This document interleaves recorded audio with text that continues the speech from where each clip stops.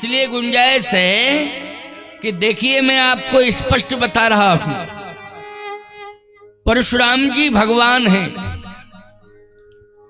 और परशुराम जी महाराज इतने बड़े बलवान भी हैं कि सहस्त्राबाहु अर्जुन रावण से भी बड़ा बलवान था। रावण नहीं था इतना बलवान जितना सहस्त्राबाहु अर्जुन था, लेकिन परशुराम जी ने सहस्त्रबाहु भुज छेदन हारा। अच्छा, रावण के कितनी भुजाएं और सहस्त्रबाहु का प्रमाण ही है, वो तो नाम ही में सहस्त्रबाहु, हजारों भुजाएं, और रावण के कितनी भुजाएं जल्दी बोलो, 20 ही है कि नहीं। लेकिन परशुराम जी ने ना तो किसी का सहयोग लिया, ना कोई सेना ली, ना किसी से सलाह ली, और फरसा उठाया और कहा ले तू कितना बड़ा बलवान है, और हजारों भुजाएं काट डाली। बोलो है बलवान के नहीं है? उनसे बड़ा कोई बलवान नहीं है। एक बात और बतावें, परशुराम जी महाराज तपस्वी भी हैं। भगवान राम ने रामावतार में 11.5 साल की तपस्या का प्रमाण है भगवान का, कि 11.5 वर्ष उन्होंने तपस्या की है। कहां की है? चित्रकूट में। लेकिन परशुराम जी महाराज तो अभी भी तपस्या कर रहे हैं महेंद्राचल पर्वत पर। बोलो कर रहे हैं कि नहीं कर रहे हैं? अभी भी कर रहे हैं। अभी उन्होंने अपनी स्वधाम गमन लीला नहीं की है। परशुराम जी ने आए हैं तब से गए ही नहीं है। महाप्रलय में भी परशुराम जी महाराज का अस्तित्व सुरक्षित रहता है, याद रखना। वो तपस्वी भी हैं। तीसरी बात मैं आपको बताऊं, परशुराम जी महाराज बलवान हैं, परशुराम जी महाराज तपस्वी हैं, तेजस्वी हैं और नैष्ठिक ब्रह्मचारी हैं। बोलो है कि नहीं? नैष्ठिक ब्रह्मचारी हैं, भगवान हैं वो। लेकिन उन्होंने जो है विवाह नहीं किया। विवाह लीला का वर्णन कहां होता है परशुराम जी? क्योंकि किए ही नहीं है, वो तो ब्रह्मचारी हैं। लेकिन मैं एक बात आपको बताऊं, परशुराम जी महाराज ने भी प्रभु राम के अस्तित्व को माना है, स्वीकार किया है। किसके? श्री राम के अस्तित्व को। क्यों? कुठार के बल पर नहीं, तलवार के बल पर नहीं, राम जी के सरल व्यवहार के बल पर। बोलो किसके बल पर? राम जी का सरल व्यवहार। मैं आपको एक बात बता देना चाहता हूं, परशुराम जी महाराज तपस्या कर रहे हैं। सुनिए जरा, परशुराम जी महाराज को अभी पता ही नहीं है कि कहां क्या हो रहा है, वो तो केवल तपस्या कर रहे हैं। अच्छा, तपस्या क्यों की जाती है? तपस्या इसलिए की जाती है कि भगवान मिल जाए, इसलिए तपस्या की जाती है। परशुराम जी के गुरुजी ने की तपस्या शंकर जी ने। क्योंकि ये तपस्या शंकर जी से पूछो, जो परशुराम जी के गुरुजी हैं, शंकर जी ने तपस्या की, तो शंकर जी से पूछो तो शंकर जी यही कहते हैं, भगवान के दर्शन के लिए। किसके दर्शन के लिए? भगवान के दर्शन के लिए। मुझे ऐसा लगता है कि परशुराम जी ने भी तपस्या की है तो भगवान के दर्शन के लिए। लेकिन प्यारे, परशुराम जी का अवतार पहले हुआ है और राम जी का अवतार बाद में हुआ है। लेकिन अगर ये पूछा जाए कि राम जी को भगवान मान रहे हैं तो राम जी का तो बाद में अवतार हुआ है, परशुराम जी का पहले हुआ है। अब आप समझिए, कोई पहले आया कोई बाद में आया, ये अलग बात है। लेकिन परशुराम जी के गुरुजी किसे भगवान मानते हैं? जरा जल्दी बताओ। राम को मानते हैं। बोलो मानते हैं कि नहीं? किसके गुरुजी हैं? शंकर जी। शंकर जी किसके गुरुजी हैं? है ना, परशुराम जी के। हम इसलिए इस बात को कह रहे हैं कि तुम्हें मालूम है, और नहीं है तो सुन लो। वैसे तो सबको मालूम है प्राय लेकिन कुछ लोग जो है अनभिज्ञता जाहिर करते हैं। लेकिन नहीं नहीं, ये कथा प्रचलित है कि परशुराम जी महाराज ने भगवान शिव की शरणागति स्वीकार की, परंतु शिव जी ने सदा इष्ट के रूप में माना है, तो प्रभु राम को माना है। और शिव जी ने मंत्र जप किया है तो वो राम मंत्र है और कोई मंत्र नहीं, राम मंत्र। अच्छा, हमारे गुरुदेव ने जो मंत्र जपा होगा वही मंत्र हमें दिया होगा कि नहीं दिया होगा? बोलो कौन सा दिया होगा? परंपरा में तो वही मंत्र मिला होगा। परशुराम जी महाराज को कौन सा मंत्र दिया होगा शिव जी ने, जरा बताओ। शिव जी जिस मंत्र का जप करते हैं वही मंत्र बोलो किसे दिया होगा? जल्दी बोलो। परशुराम जी को। राम है क्या? बोले राम ब्रह्म परमारथ रूपा। राम ब्रह्म है। नेति नेति कही वेद निरूपा, ये दूसरा प्रमाण है। और तीसरा प्रमाण क्या है? व्यापक ब्रह्म निरंजन निर्गुण विगत विनोद।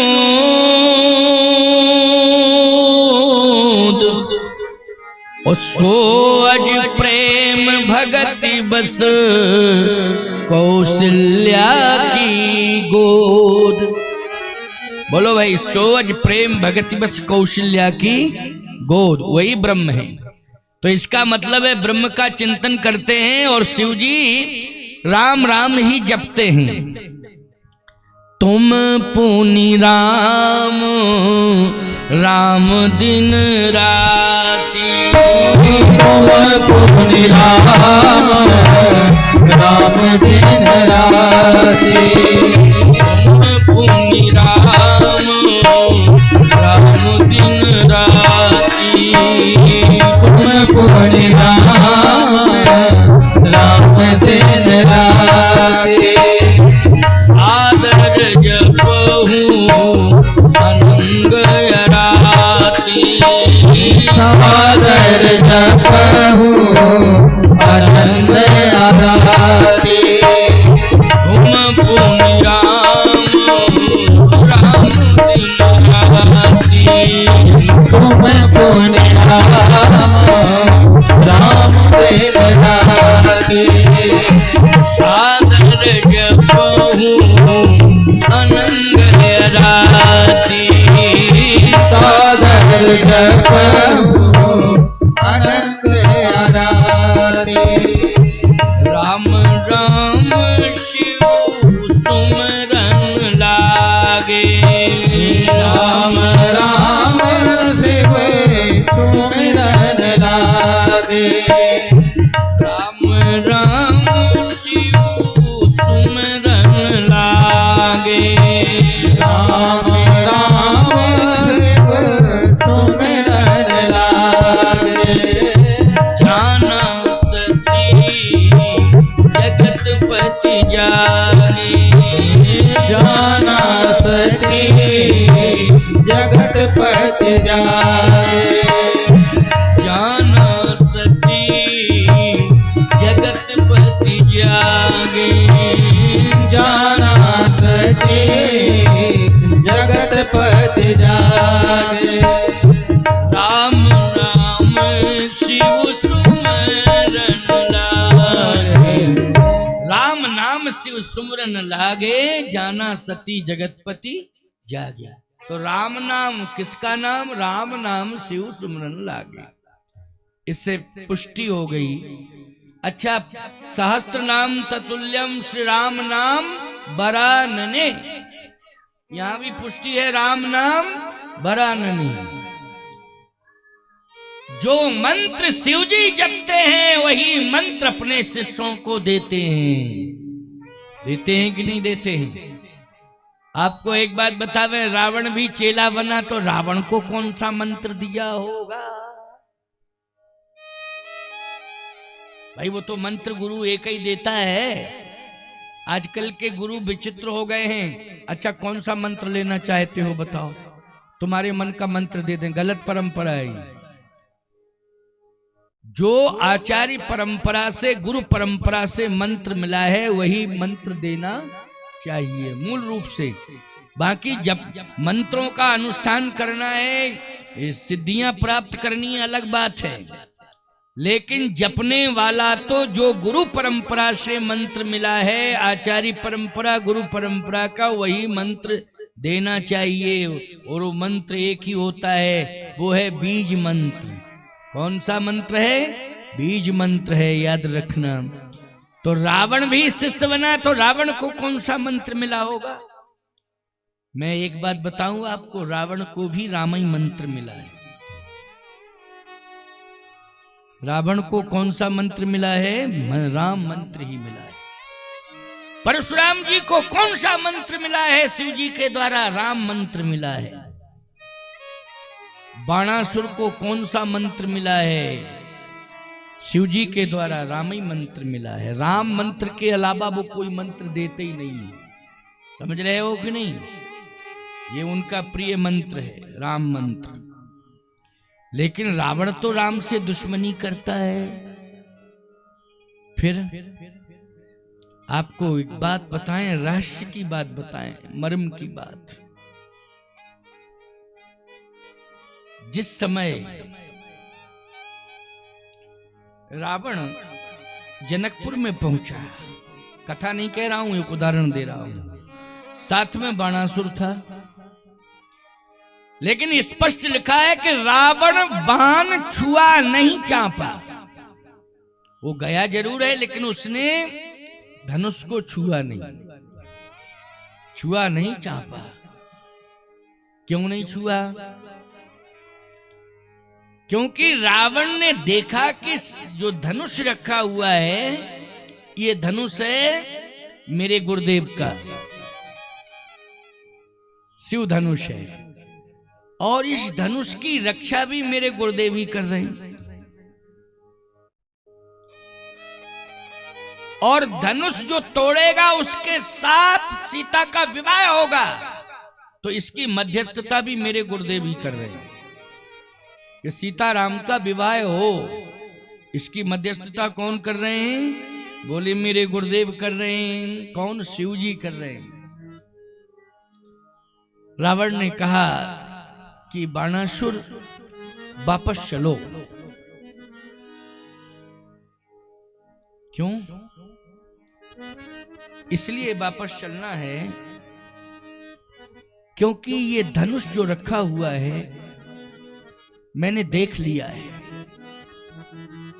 किस धनुष को संसार में, क्योंकि मैं ज्योतिष का बहुत बड़ा पंडित हूं, ज्योतिषी हूं, मैं जानता हूं। मैंने धनुष को जैसे ही देखा, देखते ही मैं समझ गया हूं कि संसार में इसे अगर कोई तोड़ सकता है तो केवल राम तोड़ सकते हैं, और कोई तोड़ ही नहीं सकता है। राम के अलावा नहीं तोड़ सकता है। और सीता का वरण यदि इस जगत में कोई कर सकता है तो केवल राम कर सकता है, और सीता का वरण कोई नहीं कर सकता है।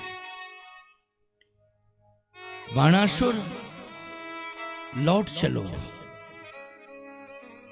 क्योंकि अहंकार इतना आ गया है मेरे जीवन में कि मैं तामसी हो गया हूं। किसके कारण? अहंकार के कारण। इसलिए हुई है भजन न तामस देहा, मन क्रम बचन मंत्र दृढ़ एहा, तो मैं जाय बैर हठ करी हूं। अब मैं हठ पूर्वक इनसे बैर करूंगा, और जब बैर करूंगा तो ये मेरा मरण करेंगे, और जब मरण करेंगे तो मेरा तरण हो जाएगा। तो मैं आपको एक बात बता रहा हूं, कहीं ना कहीं अगर राम से तरण की आशा रावण रख रहा है तो बोलो किसके मंत्र को जप रहा है? जल्दी बोलो। आप राम मंत्र जप के ही तो तरण की आशा रखते हो। बोलो। राम मंत्र जप के ही तरण की आशा रखते हो, तो रावण भी तरण की आशा रख रहा है राम से कि इनके हाथों से मरण होगा तभी मेरा तरण होगा, लेकिन हुई है भजन न, भजन में अब नहीं कर पाऊंगा। तो भाई बात यह है, या तो भजन करके तरण करो या राम के हाथों से मरण करके तरण करो। बस दो ही बातें हैं, या तो भजन करके तरण करो तो भजन होगा नहीं, अब तो राम के हाथों से मरूंगा मेरा तरण हो जाएगा। बात समझ में आ गई है कि नहीं आ गई है? बोलो भाई। अब सुनिए जरा, इसी मंत्र को जपते हैं परशुराम जी, जो शिव जी ने दिया है मंत्र, इसी को जपते हैं। कौन? परशुराम जी महाराज।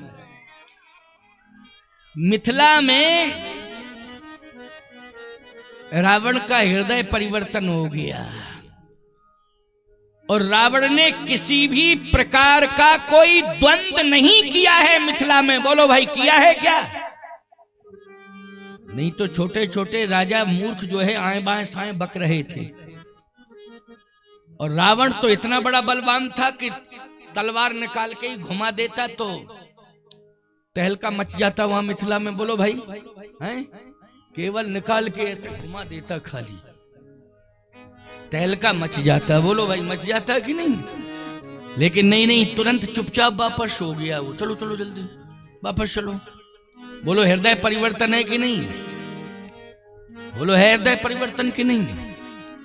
इसका मतलब यह है कि रावण का क्रोध वहां नियंत्रण में आ गया। रावण का क्रोध नियंत्रण में आ गया। तो परशुराम जी महाराज तो भगवान ही हैं, भगवान हैं। परशुराम जी महाराज के बारे में एक चौपाई लिखी है। क्या? घोर धार भृगुनाथ ऋषानी, घाट सुवद राम बरवानी। बोले परशुराम जी की वाणी घोर धार भृगुनाथ ऋषानी, जैसे नदी में वेग चलता है और वो प्रबल वेग, उस वेग को देख करके ऐसा लगता है कि कोई गांव नहीं बचेगा, सब बह जाएंगे। नदी में इतना वेग आता है ना, जिसको बाढ़ कहते हो तुम। क्या कहते हो? बाढ़ आ गई है नदी में, बहुत बाढ़ आ गई है नदी में। परशुराम जी के आने पर यही लगा कि ये मिथिला में अब बाढ़ आ गई है, कोई परशुराम के क्रोध में सब बह जाएंगे, कोई भी बचेगा नहीं। लेकिन घाट सुवध राम बरबानी, राम जी ने बांध दिया। अच्छा बोलो, राम मंत्र क्या करता है? हमारे क्रोध का शमन करता है। राम मंत्र क्या करता है? जल्दी बोलो। जो मंत्र का जप करता है, गुरु मंत्र का जप करता है, क्रोध तो हमें भी आता है, क्रोध तुम्हें भी आता है। संसार में कौन ऐसा है जिसे क्रोध ना आता हो? लेकिन प्यारे, अगर राम मंत्र हम जपते हैं, राम का नाम हम लेते हैं, तो राम का नाम क्या करता है? क्रोध को प्रबल वेग के साथ निकलने नहीं देता है। राम मंत्र वहीं रोक लेता है, रोक लेता है राम मंत्र। घाट सुवद राम बर बानी, ये राम मंत्र करता है। परशुराम जी ने जिस मंत्र का जप किया है, आंखों में क्रोध तो दिखाई दे रहा, आंखें लाल हैं, भ्रकुटी तनी हुई है, चमचमाता हुआ फर्श। अभी राजाओं को पता ही नहीं है कि क्या होने वाला है। भगवान राम ने धनुष तोड़ा, पर राम जी जान रहे हैं कि परशुराम जी महाराज आने वाले हैं, और ये भी जान रहे हैं श्री राम कि मुझे कुछ भी नहीं करना है, जो भी नियंत्रण करेंगे इन राजाओं के ऊपर परशुराम जी करेंगे, हमें कुछ भी नहीं करना है। इसलिए तो राम जी बोले ही नहीं है, क्योंकि उन्हें मालूम था कि परशुराम जी आने वाले हैं और सारा मामला सब ठीक हो जाएगा, इसमें हमें सोचने की आवश्यकता नहीं है। लेकिन लक्ष्मण बोले, लक्ष्मण हुए मर्म न जाना। लक्ष्मण जी तो कभी मर्म को समझ ही नहीं पाए, लक्ष्मण जी मर्म को नहीं समझ पाए। लेकिन परशुराम जी महाराज आएंगे और नियंत्रण होगा। गुरु और चेला दोनों ने संतुलन बनाया है, याद रखना। एक तो शंकर जी ने बनाया है, धनुष को नहीं टूटने दिया राजाओं के हाथ से। राम जी के जब राम जी आए तो धनुष को मुक्त कर दिया, और जब तक राजा आते रहे तब तक रक्षा कौन करते रहे? शंकर जी। और जैसे ही राम जी आए तो शंकर जी ने हाथ जोड़ लिए कि प्रभु अब आपके हाथों में है, ये सौंप रहा हूं। तो याद रखना, परशुराम जी महाराज तो बाद में आए, शंकर जी ने पहले ही धनुष को किसके हाथ में दे दिया? बोलो, किसके हाथ में दे दिया है? राम जी के हाथ में दे दिया है। स्पष्ट तो लिखा है कि भगवान श्री राम ने जैसे ही धनुष को देखा तो धनुष अपने आप हाथ में आ गया। लेत चढ़ावत खेचत गाड़े काऊ न लखा, देख सब ठाणे तई क्षण राम मध्य धन तोरा। शंकर जी ने दिया है राम जी को कि लो प्रभु संभालो इसको। अब आप विचार करो कि ये सूचना किसने दी है परशुराम जी को? परशुराम जी को सूचना दी है धनुष ने। क्यों भाई? परशुराम जी तो आना नहीं चाहते थे, वो तो बैठे थे, लेकिन सूचना किसने दी कि आओ जल्दी? धनुष ने। बोलो, दी सूचना है। टूटा और आवाज पहुंची परशुराम जी के कान में, आओ जल्दी। तो धनुष ने ही बुलाया है। इसका मतलब बुलाया किसने? धनुष ने बुलाया है। क्यों बुलाया है? इसलिए बुलाया है कि ये राजा लोग कह रहे थे ले छुड़ाए सिए कहीं कोई, और धर बांधो नृप बालक दोई, और जो विदेह कछु करें सहाई, जीतो समर सहित दो भाई। दोनों भाइयों को बांध के डाल दो और जनक से युद्ध करो। राम सीता को लेके नहीं जा सकता है, और जनक तुम्हारी ये क्षमता नहीं है कि तुम जानकी का हाथ राम के हाथ में पकड़ा सको। ये हमारी तलवार देख रहे हो। लक्ष्मण जी ने कहा भैया आज्ञा दो, अब समय आ गया, अब आदेश की आवश्यकता है। भगवान ने कहा तुम चुप रहो। लक्ष्मण जी ने कहा क्यों? आप हमें रोक क्यों रहे हैं? क्योंकि ये राजा अभी थोड़ी देर में मारकाट मचा देंगे, फिर विवाह हो पाएगा आपका, माहौल ही खराब हो जाएगा। भगवान ने कहा लक्ष्मण तुम्हें कुछ भी नहीं करना है। लक्ष्मण जी बोले आखिर बात क्या है? भगवान राम ने कहा बात यह है कि कैसी भी कंडीशन बिगड़ जाए ससुराल में, लेकिन दूल्हा कुछ भी नहीं कर सकता है। भाई दूल्हा चाहे लाठियां चले तो दूल्हा बैठे। अच्छा बोलो भाई, दूल्हा लाठी भागेगा क्या? कभी देखा आपने? दूल्हा तो बैठा ही रहेगा, वो कुछ भी नहीं कर सकता है। इसलिए मैं भी दूल्हा, तुम भी दूल्हा, ना हम कुछ करेंगे ना तुम कुछ करोगे। फिर कौन करेगा? ये नियंत्रण कौन करेगा? राम जी ने कहा भगवान पर छोड़ दो। लक्ष्मण जी बोले भगवान ही तो दूल्हा बन गया। जब भगवान दूल्हा ही बन गया और दूल्हा बन के कुछ करना नहीं है तो फिर कौन भगवान? कहे लक्ष्मण तुम मुझे भगवान मानते हो, बहुत से लोग मुझे भगवान मानते, मैं भी किसी को भगवान मानता हूं, इसलिए मेरा भगवान आएगा और नियंत्रण करेगा, चिंता मत करो। जैसे शिव जी राम जी को सम्मान देते हैं और राम जी शिव जी को सम्मान देते हैं, वैसे ही प्यारे राम जी परशुराम जी को सम्मान देते हैं और परशुराम जी राम जी को सम्मान देते हैं। दोनों भगवानों में एक दूसरे के प्रति सम्मान का भाव है। समझ रहे हो कि नहीं समझ रहे हो? जैसे शिव जी और राम जी में भाव है ना, वैसे ही परशुराम जी में और राम जी में भाव है। ऐसा मत मानना कि परशुराम जी जो है फरसा लिए हैं राम के विरोध में आ गए। नहीं नहीं नहीं, धनुष ने बुलाया है। ये कान में टंकोर किसकी सुनाई दी है? परशुराम जी के कान में टंकोर बोलो, सुनाई दी कि नहीं? धनुष की। धनुष टूटा और आवाज पहुंच गई। इसका मतलब है धनुष ने बुलाया है।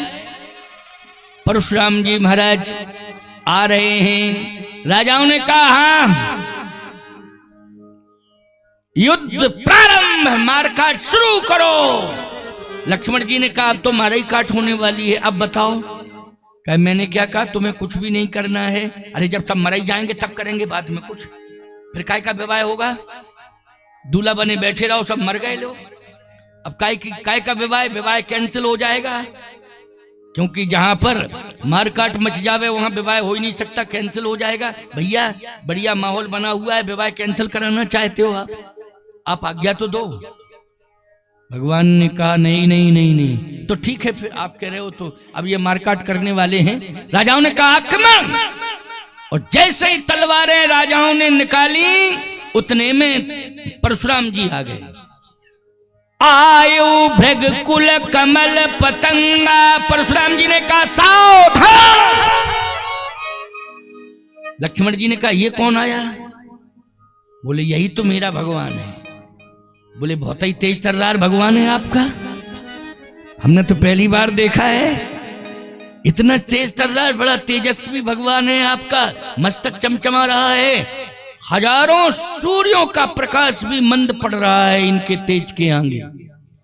आंखें लाल हैं भैया, भुजाओं में तेज है, और इनका जो शस्त्र है ना, ये शस्त्र जो है आपको तो धनुष पर बाण चढ़ाना पड़ता है, यहां तो डायरेक्ट सप्लाई। क्यों भाई, ना प्रतंचा खींचनी ना तूणी से बाण निकालना है, ये डायरेक्ट सप्लाई। बहुत ही अच्छा चमचमाता हुआ फरसा। भगवान ने कहा लक्ष्मण देखो, तुम बोलो मत, देखो। राजाओं ने जैसे ही परशुराम जी को देखा, परशुराम जी ने कहा सावधान।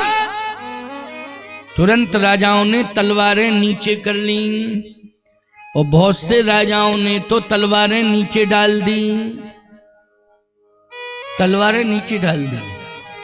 देखो ये चरित्र में ऐसा मत मानना कि आपको बालकांड का सुना रहा हूं। इस चरित्र का अर्थ क्या है ये सुंदरकांड से जोड़ूंगा मैं, अभी जोड़ूंगा, क्योंकि विशेष शिक्षा थी तो मैंने कहा कि अब गुंजाइश तो कहीं मिलेगी नहीं, लेकिन निकालना पड़ेगी। अच्छा एक बात और बतावें, सुख सारिका जानकी जाए, कनक पिंजरन राख पढ़ाए। देखो ये दोनों दो हैं, मिथिला में भी दो ही थे और यहाँ भी दो हैं। वो हमें लगता सुख और सारिका ही लग रहे हैं, हाँ है? अपने आप आए, ये जनकपुर से सीधे यहीं चले आए, क्योंकि सीता जी ने पाला था इनको। सुख सारिका को सीता जी ने पाला था। कनक पिंजरन राख पढ़ाए, लेकिन युग बदल गया, सोने के पिंजरे में पालो तो लोहे के में पाल लिया, कोई बात नहीं। कहां से लाए सोने का? क्यों भाई, आजकल सोने का कहां से लाए, और लाए भी तो तुरंत ही जांच बैठ जाएगी कहां से आया इतना सोना। क्यों भाई, तो फिर समस्या खड़ी हो जाएगी, जवाब कौन देगा? इसलिए बहुत अच्छी व्यवस्था है। ये मिथिला से आए, उड़ के अपने आप आए हैं और सीधे यहीं आए हैं, बुलाया नहीं किसी ने, ना किसी ने खरीदा है, अपने आप आ गए ये। और ऐसे आए हैं गजब के कि आपको क्या बतावें कि जिस दिन से आए हैं कथा ही कथा सुन रहे हैं, आनंद ही ले रहे हैं, पूरा आनंद ले रहे हैं। बहुत अच्छी बात है, होना चाहिए। परशुराम जी महाराज ने देखा तो राजाओं ने तलवारें नीचे डाल दी, और जैसे तलवारें नीचे पड़ी हैं, लक्ष्मण जी बोले इतनी जल्दी सरेंडर? ऐसा तो पहली बार देखा भैया। भगवान राम बोले देखो तो, अभी तुम देखते जाओ होगा क्या। परशुराम जी ने आंख उठा के देखा सबको, सभी राजा सिर झुकाते हुए चले आ रहे हैं, सब राजा। लक्ष्मण जी ने कहा गजब की बात है। परशुराम जी ने ये थोड़ी कहा कि मेरे पास आओ, लेकिन अपने आप ही सिर झुका के जा रहे हैं सब। परशुराम जी के सामने जब एक राजा पहुंचा तो उसने पितु समेत कहीं निज नाम लगे करण सब दंड प्रणामा। सब मानी जितने राजा थे सब लकड़ी की तरह पड़े हैं, दंडवत कर रहे हैं। तलवारें पड़ी हैं, हथियार पड़े हैं। राजा हाथ उठाए थे और फिर सीधे गए तो समर्पण हो गया, सरेंडर हो गए। परशुराम जी ने कहा उठो, कहां से आए हो? अमुक देश से आए। क्या नाम है तेरा? मेरा नाम फला फला। अच्छा अच्छा अच्छा, इसका मतलब तू उसका बेटा है कि नाती है? कौन है तू? मैं तो नाती हूं। यहां क्या जरूरत थी आने की? मैं तेरे बाबा को जानता था। और तू बाप से पूछना अपने, वो बताएगा सब। बाप मर गया कि है अभी?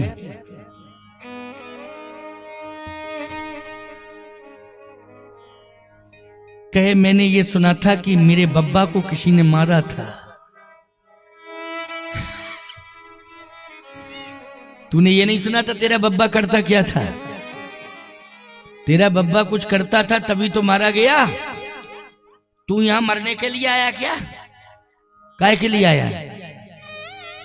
बगल वाला राजा बोला कह दो विवाह करानी आए थे। बोले मरे क्या? उसने तुरंत एक ही बात कही, याद रखना, हमें मालूम था कि आप आएंगे तो आपका दर्शन करने आया था। साइड में खड़े हो जाओ, साइड में खड़े हो जाओ। दूसरे राजा से कहा तू क्यों आया? बोले हम भी दर्शन ही करने के लिए आए। तीसरे से कहा, बोले सबने एक ही बात कही, दर्शन, आपका दर्शन करने आए। हमारा दर्शन करने आए थे। तलवार लेके आया जाता है दर्शन करने के लिए? क्यों भाई? अच्छा हम जहां ठहरे हैं बड़गैया जी के यहाँ, वहां कोई बंदूक पचफेरा लेके आ जाए, हम दर्शन करने आए आपका, बोलो भाई, तो हम कहेंगे ऐसे किया जाता है दर्शन? क्यों? ये दर्शन की मुद्रा है। हाथ में हथियार लिए और दिखाता फिर रहा है। अरे तू तो तलवार लहला रहा था जब मैं आया था, वैसे ऐसे कर रहा था। ये दर्शन का ऐसे ही दर्शन किया जाता है? बेवकूफ बनाता है। खड़ा जा। कांपने लगा, कहता मौत आ गई। पक्की बात है। सब राजाओं को खड़ा कर दिया लाइन में।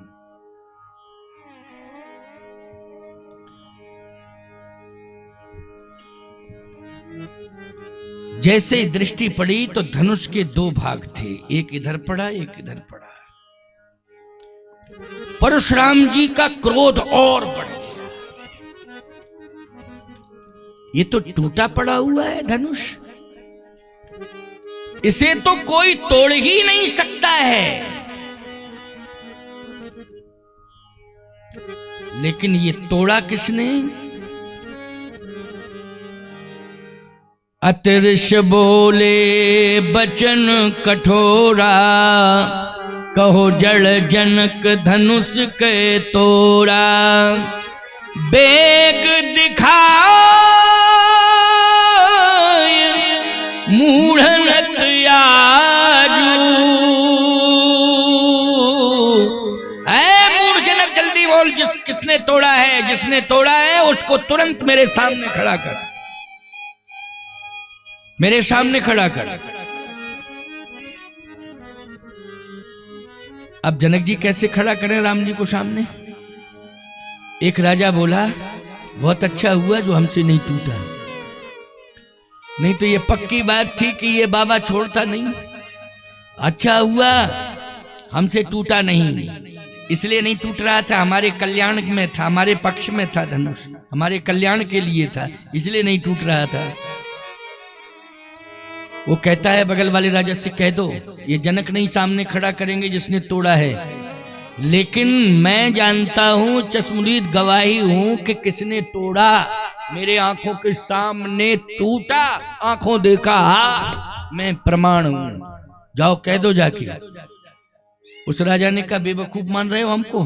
बाबा क्रोध में फरसा हाथ में लिए और जैसे ही पहुंचे तो बोल पावे ना और सीधा मारे, मारो और जाएंगे, बता पाएंगे नहीं। फालतू की बात करते हो, देख रहे हो आंखों में आग बरस रही है। आंखों में आग बरस रही है और फरसा देख देख करके हम क्या बतावे, हमारे कपड़े ढीले हो गए सब। हाँ क्योंकि ये एक बात आपको बतावें, जब मौत सामने आ जाती है तो आधा शरीर सूख जाता है देख के। बोलो सूख जाता है कि नहीं? सारी पहलवानी मिट्टी में मिल जाती है जब मौत सामने आती है। उस राजा ने कहा मौत देख रहे हैं हम, फरसा में चमचमा रही है कि इसी फरसे से हमारी मौत होगी, हम बचने वाले नहीं हैं। और अब सामने चले जाएं तब तो तुम्हारे पहले मरे तो सब मरे, हम अकेले क्यों मरे? परशुराम जी ने कहा इसका मतलब है कि जनक तुम बता नहीं रहे हो, नहीं बता रहे हो तो जिसने तोड़ा है वो अलग हो जाए, समाज से अलग हो जाए वो। सो बिलगा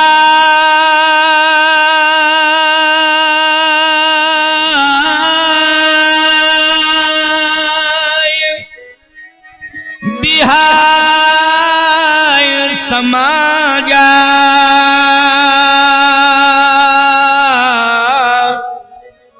नत मारे जई हैं सब राजा। वो समाज को छोड़ के अलग हो जाए, नहीं जितने राजा हैं हम सबको मारेंगे, एक को भी नहीं छोड़ेंगे। राजाओं ने कहा इसका मतलब है सब मर रहे हैं, नहीं जाते हैं तो मर रहे हैं, वो जाते हैं तो मर रहे हैं, क्या किया जाए? जनक की बात माननी चाहिए थी। जनक ने कहा तजऊ आस निज निज गृह जाऊ, अपने अपने घर जाओ। पहले ही चले जाते घर तो ये नौबत ही नहीं आती, लेकिन जब मौत ही आ गई थी, मरना ही था, इसलिए तो हम खड़े हैं। अब पक्की बात है ये परशुराम का फरसा छोड़ेगा नहीं, क्योंकि इस फरसे की विशेषता यही है कि ये फरसा जो है जिसकी गर्दन पे आ जाता है, थोड़ा सा टच हो जाए बस तुरंत प्राण निकल जाते हैं। पूरा चलाने की जरूरत थोड़ी पड़ती, बस थोड़ा यूं और गए काम। फरसे में पता नहीं कौन सी धार थी, भगवान जाने, कुछ विचित्र ही फरसा था। फरसे तो बहुत मिलेंगे आपको, लेकिन परशुराम जी के फरसे में वरदान था ये। परशुराम जी के फरसे की ये विशेषता थी कि लाखों लोग हों और परशुराम जी ने आदेश दे दिया कि काम कर, तो फिर फरसा अपने आप काम करने लगता था। समझ रहे हो? ये विशेषता थी उनके फरसे की। जैसे राम जी के बाण की विशेषता थी कि जा, तो काम करके ही लौटता था, नहीं लौटता ही नहीं था बाण। जब काम हो जाता था पूरा तब लौटता था। एक बार लक्ष्मण जी ने कहा कि भैया बाण तो लौट ही नहीं रहा, 2 दिन हो गए। बोले जब तक काम नहीं पूरा हो जाएगा तब तक लौटेगा ही नहीं, चाहे महीना भर लग जाए। बताओ भाई ऐसा बाण होगा किसी का? चाहे 1 महीना लग जाए, लेकिन काम पूरा हो जाएगा तभी लौटेगा। परशुराम जी के शस्त्र में भी यही विशेषता थी, इसलिए इनके हथियारों में भी परम शक्ति विद्यमान थी। परम शक्ति का मतलब है पूर्णता, अपूर्ण नहीं। इनकी शक्ति अपूर्ण नहीं, पूर्ण परम शक्ति विद्यमान। चाहे राम जी का धनुष बाण हो और चाहे परशुराम जी का फरसा हो, परम शक्ति। शंकर जी का त्रिशूल, समझ रहे हो कि नहीं? शंकर जी का त्रिशूल। आज राजा कांप रहे हैं, नत मारे जई हैं सब राजा। किसी को नहीं छोड़ूंगा, नहीं तो अलग हो जाए वो समाज छोड़ के। जनक जी ने ब्रह्मा जी से कहा ये क्या हो रहा है? क्या नरसंहार होना है? क्या मेरी बेटी के विवाह में ऐसा कोई योग जुड़ा था? भले ही ये अन्यायी अत्याचारी है, लेकिन कलंक तो लगेगा मुझे कि परशुराम जी आए थे, उन्होंने 10,000 राजाओं को धरती में सुला दिया, मौत के घाट उतार दिया। तो कलंक किसे लगेगा? मुझे लगेगा, और ये कलंक मिटेगा नहीं। फिर ब्रह्मा जी क्या ये सत्य है? ब्रह्मा जी ने कहा चिंता मत करो, चिंता नहीं करना है, बिल्कुल घबराना नहीं है। क्यों? इसलिए कि परशुराम भगवान है, और जिन्हें तुम अपना दामाद मान चुके हो वो भी भगवान है। और जहां पर भगवान भगवान मिलेंगे वहां याद रखना, किसी भी प्रकार का कहीं कोई ऐसा अमंगलकारी हो ही नहीं सकता है। बोलो भाई, जहां भगवान भगवान इकट्ठे हो जाएं वहां कोई भी अमंगलकारी हो ही नहीं सकता है। और ये बदनामी जनक जी आपको नहीं मिलेगी। अगर कोई अमंगलकारी होता है तो बदनामी भगवान की होगी। किसकी बदनामी होगी? भगवान की बदनामी होगी, तुम्हारी नहीं होगी। और हो ही नहीं सकता है अमंगल, विश्वास रखो। तो परशुराम जी क्यों आए हैं? जनक जी ने कहा, ब्रह्मा जी ने कहा परिवर्तन करने के लिए आए। अच्छा बोलो, भगवान जब आता है धरती पर तो परिवर्तन करने के लिए आता है कि नहीं आता है? भगवान जब धरती पर आता है तो परिवर्तन करने के लिए आता है। परित्राणाय साधूनाम विनाशाय च दुष्कृताम। या तो दुष्ट का विनाश होता है या उसकी दुष्टता का विनाश होता है। तो यहां राजाओं की दुष्टता का विनाश किया है परशुराम जी ने। बोलो भाई, राजाओं को नष्ट नहीं किया है, राजाओं के अंदर जो दुष्टता थी, बोलो भाई, उसका अंत किया कि नहीं किया परशुराम जी ने? ध्यान से सुनते जाओ। मैं एक बात कहता हूं, पापी को मारना है कि पाप को मारना है? जल्दी बोलो। पाप को नष्ट करना है। पाप यदि नष्ट हो जाएगा तो कोई पापी रहेगा ही नहीं। कहां पापी रहेगा? बोलो भाई, क्योंकि पाप नष्ट हो जाएगा तो पापी कोई नहीं रहेगा। अच्छा, यही काम भगवान राम ने किया। जिनमें परिवर्तन आया उनको भगवान ने वरदान दिया, अभयदान दिया है। और जिनमें परिवर्तन नहीं आया है भगवान ने उनको मारने के बाद, मरण के बाद तरण कर दिया है, उनका उद्धार कर दिया है। और बहुतों में परिवर्तन भी कर दिया है। ऐसी बात नहीं है कि परिवर्तन नहीं किया है, लेकिन अगर मरण किया है तो तरण भी कर दिया है। लेकिन परशुराम जी महाराज ने तो श्री राम के सामने सभी राजाओं के हृदय में परिवर्तन कर दिया। राजाओं का हृदय ही बदल गया है। अब सुनिए कैसे बदला है, सुनते जाओ, एक एक बात क्लियर कर रहा हूं। परशुराम जी ने कहा, सामने आओ नहीं तो सबको मारूंगा, छोड़ूंगा नहीं, किसी को नहीं छोड़ूंगा। राजाओं ने कहा कि जैसी आपकी इच्छा। परशुराम जी ने कहा कि थोड़ा मौका दे रहा हूं और विचार कर लो। 3 तक गिनती गिनूंगा और जैसे कहूंगा 3 तुरंत सामने आ जावे जिसने भी धनुष तोड़ा है, और नहीं तो मैं सबको मारूंगा। 1। राजाओं की आंखें बंद हो गई। 2। पूरा खानदान याद आ गया, क्योंकि अब मरने जा रहा है। क्यों कि क्या बतावें, ऐसी जगह मर रहे हैं जहां कोई हमारा है ही नहीं। है नहीं, ना 2 शब्दों में बात कर सकते हैं, ना देख सकते हैं, क्या करें क्या ना करें, ऐसी कंडीशन। 1, 2। ये भी बोल रहा है तोता मेरे साथ में। उनका 1 है, 2 है, 2। क्या बात है? तोते की विशेषता तो होती है जैसा पढ़ाओ वैसा पढ़ जाता है। पढ़ जाता है कि नहीं? चित्रकूटी, दूध रोटी, यही तो पढ़ाते हो तुम लोग। राम राम रट है? बोलता है। हाँ, राम राम रट।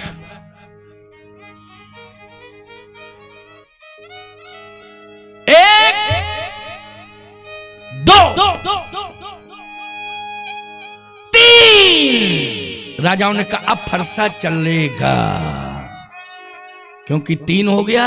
अब आंख बंद है, जैसे कहा 3, राम जी सामने आ गए। रामाई जी आ गए सामने।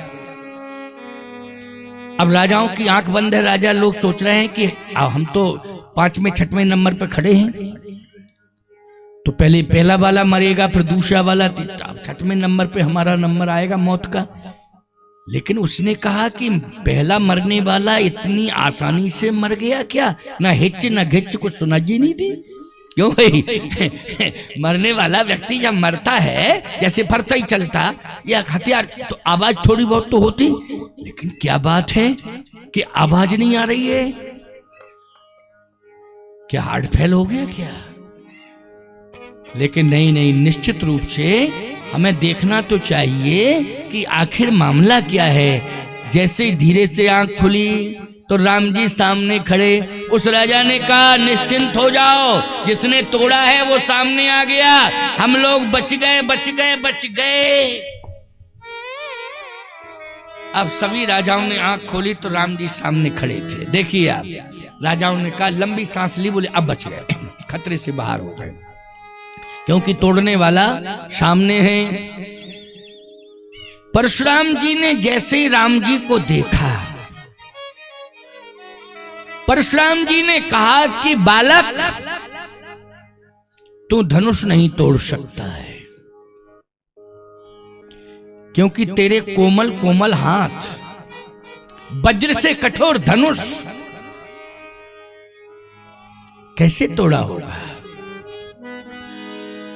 लेकिन हाँ, ये मैं मानता हूं कि मेरे सामने इसलिए तू आ गया कि जिसने तोड़ा है वो नहीं आ रहा है, तू बताने के लिए आया है कि इसने तोड़। राजाओं ने कहा अब फिर मरे हम, पता नहीं कि मूड बन जाए किसकी तरफ हाथ उठा दे राम कि इसने तोड़ा है।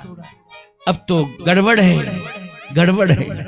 नाम बता, जिसने तोड़ा है, मैं उसे छोड़ूंगा नहीं, विश्वास कर जाऊंगा, तेरी बात पर विश्वास करूंगा। क्या बताऊं, गजब की बात है। राम जी कुछ नहीं बोले। अब जनक जी सोच रहे हैं कि राम झूठ बोलते नहीं। क्यों भाई, राम जी झूठ नहीं बोलते। जब बाबा पीछे ही पड़ जाएगा कि बता बताओ, तो बताना तो पड़ेगा कि मैंने तोड़ा, झूठ नहीं बोलते। राम की विशेषता है। जनक जी ने कहा कि क्या बताऊं क्या ना बताऊं, अब क्या करूं। जनक जी महाराज बगल में आ गए। क्या बात है जनक,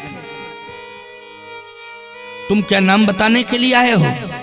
बोले नहीं महाराज। फिर? ये मेरी बेटी है, इसको प्रणाम कराने के लिए। अच्छा अच्छा, प्रणाम कराने के लिए आए हो, कहाँ है?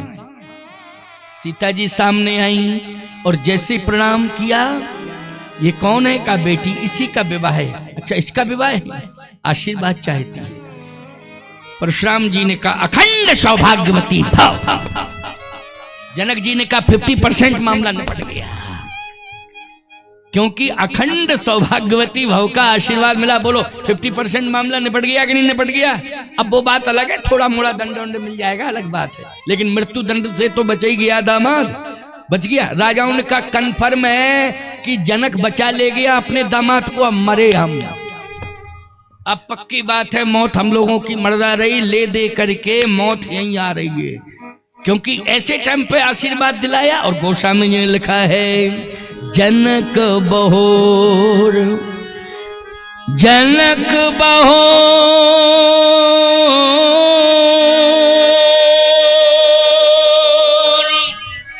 आए सिरनामा,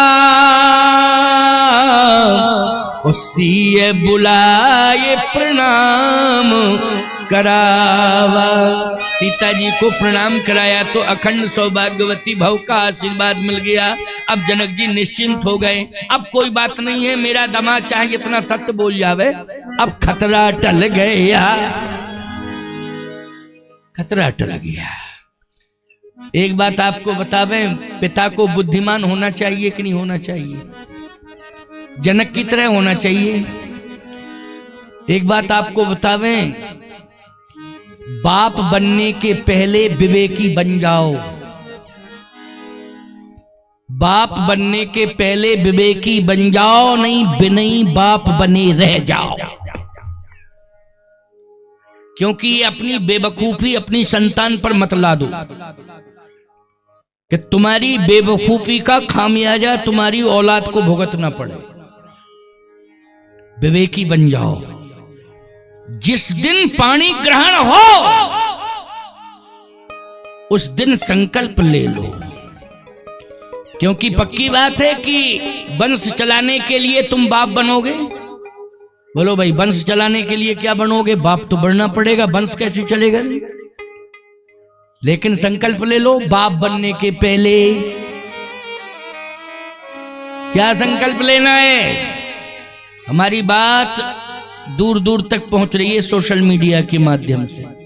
यह संकल्प लेना है कि मैं मंडप के नीचे दोनों पति पत्नी संकल्प लेते हैं कि केवल संतान को जन्म ही नहीं देंगे, बल्कि संतान को संस्कार भी देंगे। ये संकल्प लेते हैं। हम जन्म ही नहीं देंगे, संस्कार भी देंगे। बोलो भाई, अगर ये तुमने संकल्प ले लिया, ये ठान ली अगर तुमने, तो तुम्हारी संतान को खामियाजा नहीं भुगतना पड़ेगा। तुम्हारी संतान जो है बुद्धि विवेक के माध्यम से अपनी मंजिल तक पहुंच जाएगी और सफलता उसके हाथों में सदा रहेगी। तुम्हारी संतान कभी फेल नहीं होगी, विफल नहीं होगी। कभी तुम्हारी संतान तुम्हारे नाम को बदनाम नहीं करेगी। ये मैं गारंटी के साथ कह रहा हूं, क्योंकि जितना खतरा पड़ोसी से नहीं है, दुश्मन से नहीं है, जितना खतरा अपनी संतान से है। मैं कह रहा हूं, मर जाना अच्छी बात है, दुश्मन तो मार देता है, लेकिन संतान मारती नहीं है जान से, बल्कि उसके अपमान के द्वारा माँ बाप को घुट घुट के मरना पड़ता है, घुट घुट के। इसलिए मैं कहता हूं कि संस्कारी संतान मिलनी चाहिए, भगवान से प्रार्थना करना है। और मंडप के नीचे देवता सब रहते हैं, वहां सब देवता रहते हैं, क्योंकि वैदिक ब्राह्मणों से पूछो, ये आवाहन करके गणेश पूजन होता है कि नहीं होता है? तो गणेश जी आ गए, ये मंगल के देवता हैं। बोलो, उनके साथ में और सभी देवता आ जाते हैं कि नहीं आ जाते हैं? अग्नि को साक्षी किया जाता है, अग्नि के सामने ही बोलो भावरी पड़ती, फेरे पड़ते हैं कि नहीं पड़ते हैं? समाज भी रहता है, वो भी साक्षी होता है कि नहीं होता है? पूरा समाज साक्षी होता है। वर पक्ष और कन्या पक्ष दोनों पक्ष के लोग रहते हैं, विवाह में रहते हैं कि नहीं रहते हैं? सभी तो हैं समाज के, कौन दूर हो गया है? सब है वहीं। इसलिए मैं कहता हूं कि उस समय संकल्प तुम दोनों को लेना है कि हम केवल वंश चलाने के लिए ही संतान को जन्म नहीं देंगे, संस्कार देने के का संकल्प लेते हैं। कुछ भी हो जाए संस्कार देंगे। और बोलो, आज जनक जी ने बाप बनने का कर्तव्य निर्वाहन कर दिया कि नहीं? बोलो, निर्वाहन किया कि नहीं किया है? पूरी तरह से निर्वाहित हो रहा है जनक जी के द्वारा, कि उन्होंने विवेक के द्वारा आज सीता जी को प्रणाम कराया, और प्रणाम करने का परिणाम क्या आया? दोनों की रक्षा हो गई, दोनों के अस्तित्व की रक्षा हो गई। बोलो, हो गई कि नहीं हो गई? दोनों के अस्तित्व की रक्षा हुई। इसलिए मैं कहता हूं कि हनुमान जी ने भी प्रणाम किया था, तभी सफल हुए हैं। हनुमान जी ने प्रणाम किया तब सफल हुए हैं। सीता जी ने प्रणाम किया तब सफल हुई हैं। राम जी ने प्रणाम किया तब सफल हुए हैं। हनुमान जी ने प्रणाम किया तब सफल हुए हैं। बोलो, हुए हैं कि नहीं? यही कही नाय सवन कहूँ माथा, और चले हरस ही धर रघु नाथा। जनक बहोर आय सिर नावा, उसी बुलाए प्रणाम करावा। राम जी ने भी प्रणाम किया है। नाथ संबुधन भंजन हारा, हुई है कोई दास तुम्हारा। बोलो भाई, प्रणाम करके ही भगवान ने इस बात को कहा कि नहीं? नाथ मानी स्वामी, संबुधन भंजन हारा, हुई है कोई दास तुम्हारा। आपका कोई दास होगा, आप नाराज मत हो। धनुष तोड़ने वाला आपका कोई दास होगा। स्पष्ट नहीं कहा कि मैंने तोड़ा है, मैं ही दास हूं। राजाओं ने कहा, देखो ऐसा गोलमोल बोल गया साफ साफ नहीं बोला कि हुई है कोई दास, ये नहीं कहता हम ही दास है हमने तोड़ा, ये हुई है कोई दास, पता नहीं मूड बिगड़ जाए परशुराम जी का, किसे दास मान बैठे भाई के फरसा दे देवे। ये नहीं कह रहा है कि मैंने तोड़ा, मैं ही दास हूं, मैंने तोड़ा, हुई है कोई दास। क्या बतावे, स्पष्ट नहीं बोलता है। परशुराम जी ने कहा नहीं नहीं, दास तो ऐसा काम करेगा ही नहीं, दास ऐसा काम नहीं कर सकता है, ऐसा काम वही करेगा जिसने शिव का विरोध किया होगा। उसी ने शिवचाप का विरोध किया है। जो शिव का द्रोही है वही शिवचाप का द्रोही है, और शिवचाप का और शिव का द्रोही होगा, मैं निश्चित रूप से उसे छोड़ूंगा नहीं। एक बात आपको बतावे, राम जी से बड़ा शिव जी का कोई हमदर्द है? राम जी से बड़ा कोई नहीं है प्यारे। शिव जी का अस्तित्व सदा इस सृष्टि में बना रहे, इसकी सदा चिंता राम को रहती है, और मेरे राम का सम्मान सृष्टि में सदा बना रहे, इसकी चिंता शंकर जी को रहती है। बोलो, दोनों को एक दूसरे के सम्मान की चिंता है कि नहीं? इसलिए ऐसा हो ही नहीं सकता है। परशुराम जी ने कहा नहीं, वो दास नहीं होगा, दास नहीं हो सकता है। धनुष किसने तोड़ा? लक्ष्मण जी ने कहा भैया थोड़ा आप बैक हो सकते हैं क्या? क्यों? इसलिए कि 7 बज गया है और कथाएं बहुत रखी हैं और बाबा बढ़ाते ही चले जा रहे हैं, और लगता है कि ये इस तरह से जो है समझ ही नहीं पाएंगे आपकी भाषा, क्योंकि आपकी लैंग्वेज नहीं समझ पा रहे हैं, और लैंग्वेज नहीं समझ पाएंगे तो दिन 2 दिन बीत जाएंगे, आगे प्रसंग नहीं बढ़ेगा, इसी तरह से प्रश्नोत्तरी चलती रहेगी। क्या चाहते हो लक्ष्मण? लक्ष्मण जी ने कहा कि बाबा जी की और मेरी लैंग्वेज मिलती जुलती है डायरेक्ट, अगर आप थोड़ा सा मौका दे दें तो 2 मिनट में फैसला हो जाएगा, ज्यादा समय नहीं लगेगा। अच्छा तो कुछ बोल लो, कोई बात नहीं, बोल लो। राम जी हल्का सा थोड़ा साइड में हुए, लक्ष्मण जी फ्रंट पर आ गए। अब राजाओं ने कहा देखो ये छोटा वाला क्या बोलता है, देखता हूं इसकी भाषा सुननी। परशुराम जी ने कहा अच्छा तूने तोड़ा है धनुष, तूने तोड़ा, तू सामने क्यों आ गया? मैं तो यही कह रहा था कि जिसने तोड़ा हो वो सामने आ जाए, इसका मतलब है तूने तोड़ा, तू सामने आ गया, और चंचल भी दिखाई दे रहा है तू, तेरा चेहरा बता रहा है कि चंचलत तो है, ये तो गंभीर है, बड़ा वाला सांवला बहुत गंभीर है, लेकिन तू बहुत चंचल है। मैं कह रहा था जिसने तोड़ा मेरे सामने आ जाए, तूने तोड़ा है, बोल तूने तोड़ा। लक्ष्मण जी बोले ये बताओ आपका था, पहले ये बताओ आपका था, पहले ये बताओ। परशुराम जी ने कहा मेरा धनुष नहीं था, तो आपके बाप का था क्या, ये बताओ। आप इतना नाराज क्यों हो रहे? परशुराम जी ने कहा मेरे बाप का तो था। लक्ष्मण जी बोले कैसे, आपके बाप कौन है, आप अपने बाप का नाम बताओ। परशुराम जी ने कहा इतनी बहस तो किसी ने मुझसे नहीं की है, लेकिन तू अगर बोल रहा है तो लगता है बढ़ चढ़ के बोल रहा है। लक्ष्मण जी ने कहा पहले बाप का नाम बताओ, तब मैं अपना परिचय दूंगा मैं कौन हूं, अपने बाप का नाम बताओ। परशुराम जी ने कहा मैं ब्रह्मचारी हूं, साधु हूं, इसलिए गुरु को ही बाप मानता हूं, मेरा बाप तो शिव है। कहा अपने बाप से पूछो मेरा परिचय, मैं उनकी खोपड़ी पे बैठा हूं। क्यों भाई, शिव जी के सिर पर कौन बैठे हैं, जल्दी बोलो। परशुराम जी ने कहा, राजाओं ने कहा बड़ा तेज तर्रार है, ये देखो कैसी सप्लाई कर रहा है शब्दों की, हैं? और ऐसा बढ़िया बोल रहा है, साफ साफ बोल रहा है। कहे अपने बाप से पूछो मैं उनकी खोपड़ी पे बैठा।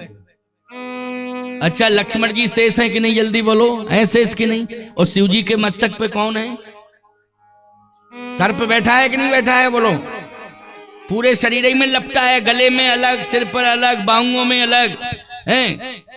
कटि परिधान पे अलग, सर्प ही सर्प हैं, एक सर्प नहीं है, अनेक सर्प हैं। फर्स्ट क्लास का मणि वाला वो ऊपर है, क्योंकि हेलोजन का काम करता है वो मणि वाला है। जहां अंधकार हो तुरंत रोशनी, मणि है ना, इसलिए। परशुराम जी ने कहा तुम कौन हो? कहा अपने बाप से पूछो। धनुष तुमने तोड़ा है क्या? किसी ने तोड़ा हो, बाप स्वयं आके तोड़वा के चले गए। बाप ही तोड़वा के गए हैं धनुष। अच्छा सही बताओ, किसकी उपस्थिति में टूटा है धनुष? बोलो। शंकर जी की उपस्थिति में टूटा है। बोलो टूटा है कि नहीं? परशुराम जी ने कहा इसका मतलब है मेरे बाप आए थे तो यहां होते, मुझे दिखाई देते। लक्ष्मण जी ने कहा क्रोध में न बाप दिखाई देता है, न मां दिखाई देती है, न गुरु दिखाई देता है। क्रोध में, क्रोध शांत तो करो, सब दिखाई दे जाए। क्रोध इतना ज्यादा है, करे दिखाई नहीं दे रहे, दिखाई। अच्छा बोलो, क्रोध में माँ बाप दिखाई देते हैं क्या? क्रोध में गुरु दिखाई देता है? क्रोध में कोई बूढ़ा दिखाई देता है? लक्ष्मण जी ने कहा क्रोध शांत तो करो, सब दिखाई दे जाएंगे, यही है, कोई कहीं नहीं गया है। लेकिन क्रोध के कारण आग बरस रही है आंखों में, इसलिए कुछ भी दिखाई नहीं दे रहा है। थोड़ा सा नेत्र खोल के देखो। जैसे ही नेत्र शांत हुए, देखा तो राम ही चितई, राम ही चितई रहे थक लोचन, रूप अपार मार मदमोचन। जिस समय श्री राम जी को शांत नेत्रों से देखा तो रूप अपार मार मद मोचन। अच्छा एक बात बताओ, काम को मारने की क्षमता किसमें है? राम में। क्रोध को मारने की क्षमता किसमें है? राम में। लोभ को मारने की क्षमता किसमें है? राम में। मोह को मारने की क्षमता किसमें है? राम में। वही राम तो सामने खड़े हैं।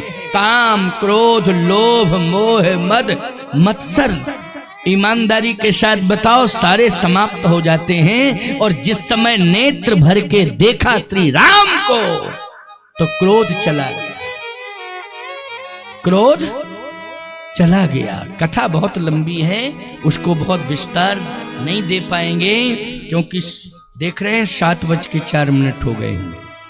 8 बजे तक ही तो बोलेंगे, इसके बाद आरती होगी, 8:30 बज जाएगा। जाते जाते निकलते निकलते यहाँ से मंच से उतरते 9 बज जाता है। और मैं लगभग 4:30 पर तो आ ही जाता हूँ, 4 4:30 बजे।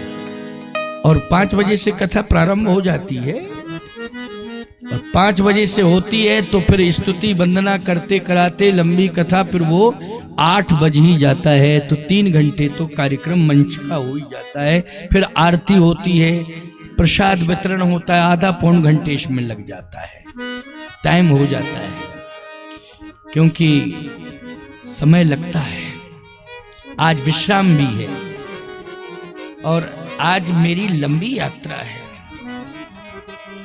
मुझे रात भर चलना होगा, तब कल पहुंच पाएंगे। पूरा रात्रि भर चलेंगे तब कल पहुंचेंगे, लगभग 10-11 बजे तक पहुंच पाएंगे। स्नान करेंगे, पूजन करेंगे, दिन का मंच है। फिर 3 बजे से वहां 5 बजे तक का समय है। 2 बजे से होगा 5 तक, लेकिन 3 बजे से हम 5 तक रहेंगे। 5:30 बजे वहां का मंच विश्रामित हो जाएगा। चूंकि शहर से दूर कार्यक्रम है, शहर में नहीं है, शहर से हटके है। तो शहर से हटके है तो लोगों को जाना भी तो होगा वापस, इसलिए वहां का टाइम 2 बजे से 5 बजे तक का है। तो आइए सुनिए, ध्यान से सुनिए कि राम ही चितय रहे थक लोचन। लक्ष्मण जी ने क्या कहा कि आपको कोई भी दिखाई नहीं दे रहा है। क्यों? क्रोध के कारण। आप थोड़ा सा क्रोध को शांत करिए तो सब दिखाई दे जाएंगे, आपके बाप भी दिखाई दे जाएंगे, गुरु दिखाई दे जाएंगे, और जितने भी यहां महाभाग आए हुए हैं सब दिखाई दे जाएंगे।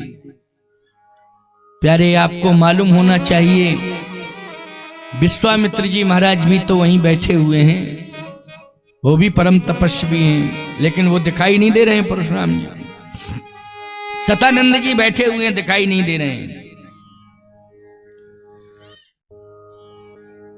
राम ही चितय रहे थक लोचन, रूप अपार मार मद मोचन।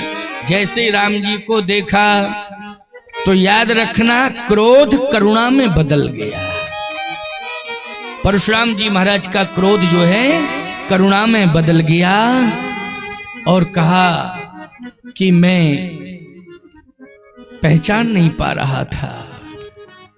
वास्तव में वज्रादपि कठोराणी मृदून कुसुमादपि, मुझे कुसुम पुष्प की तरह कोमल कोमल अंग दिखाई दे रहे थे, लेकिन जब मैंने वास्तविक स्वरूप को जानने की कोशिश की तो आज मुझे वज्रादपि कठोराणी, रोम रोम प्रति लागे कोटि कोटि ब्रह्मांड, वही तो मेरे सामने खड़ा हुआ है। अब ये धनुष, परशुराम जी के पास फरसा है, लेकिन धनुष बाण लेके आए। धनुष है ना साथ में, बोलो, लेके आए हैं, वही धनुष राम जी को देंगे। लेकिन उस धनुष को, उसकी प्रत्यंचा चढ़ाने की ताकत किसी में नहीं है, केवल ब्रह्म में है। किसमें है? ब्रह्म में, और किसी में नहीं है। अगर ये धनुष प्रमाण देगा, पुष्टि करेगा, तो निश्चित रूप से मैं समझ लूंगा कि मेरा तप करना सफल हो गया। आपको एक बात और बता दें, जड़ और चेतन वाली बात बताएं इसमें। परशुराम जी ने राम जी के ऊपर फरसा उठाने की कोशिश की, लेकिन फरसा आगे बढ़ा नहीं, हाथ ही नहीं बढ़ा, तो आगे नहीं बढ़ा। क्यों? हाथ है चेतन, लेकिन हाथ नहीं बढ़ रहा है, क्योंकि राम अखंड हैं, इसलिए खंड खंड हो नहीं सकते हैं, तो हाथ नहीं बढ़ रहा है। लेकिन धनुष जो लिए हैं उसमें बढ़ने की क्षमता नहीं है, हाथ में बढ़ने की क्षमता है, वो बढ़ नहीं रहा है, और धनुष में बढ़ने की क्षमता नहीं है अपने आप, वो अपने आप बढ़ रहा है। तो बोलो विशेषता हो गई कि नहीं हो गई? हाथ हो गया चेतन से जड़, और धनुष हो गया जड़ से चेतन। ये पहचान हो गई कि ये सामने ब्रह्म है। देत चाप आप ही चल गए, ओ परशुराम मन विस्मय भयऊ, कह जय जय जय रघुकुल केतु, ओ भृगुपति गए बन ही तप हेतु।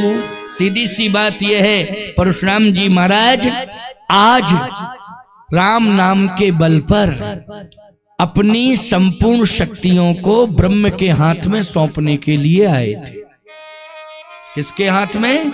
अपनी संपूर्ण शक्तियां उन्होंने ब्रह्म को समर्पित कर दी। आज के बाद मेरा संपूर्ण कार्य, अब परशुराम का संपूर्ण कार्य समाज में राम करेंगे, इसलिए मैं तो तपस्या करूंगा, संपूर्ण कार्य राम करेंगे, राम करेंगे, राम करेंगे। राम को दे दी, संपूर्ण शक्तियां दे दी, और तपस्या करने चले गए। राम जिसके साथ है उसको सफलता मिलेगी, और राम जिससे दूर है वो विफल